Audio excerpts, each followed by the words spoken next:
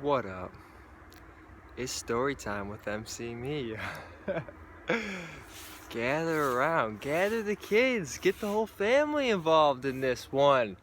I got a good story. Peep me right now too. Look at this. Oh, that's city over there. We're gonna check this area out. Woo! Just for days, standing on a rock right now for y'all. Look at this. All right, dedicated. Okay. Story time with MC Me, right? Alright, so a couple chapters back in my life, I was woofing on a farm in Georgia, right?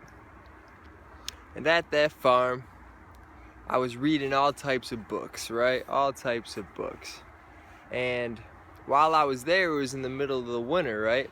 And it was super cold, right?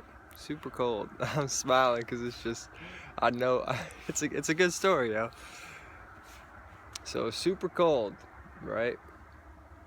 And one of those books that I read when I was I had my own little cabin, right? I was reading all these books. One of the books I read was called "Don't Sweat the Small Stuff," right? It was like a life, like a life lesson book. Gives you lessons on life and how to be happy and live and all that.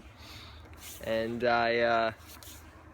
and it was super cold in the cabin, right? So I ended up reading, for every chapter I read of the book or whatever, or every page I read, I would use the pages of the book to start the fire because I didn't have any kindling. So I had like a little fireplace in the cabin, right? And I needed kindling to start the fire. So after I would read the pages, I would just burn the pages, right? I would use it as kindling.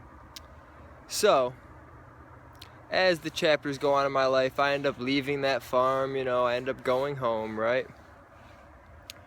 And I bring all my books back with me, right? Even if they had the pages ripped out and everything, I brought them back home with me. And my brother one day was asking me, do you have any books, man? I need a book, on just the law of attraction or just life in general or whatever, what kind of books do you recommend? Do you have any books? And I said, yeah, man, I got a couple books.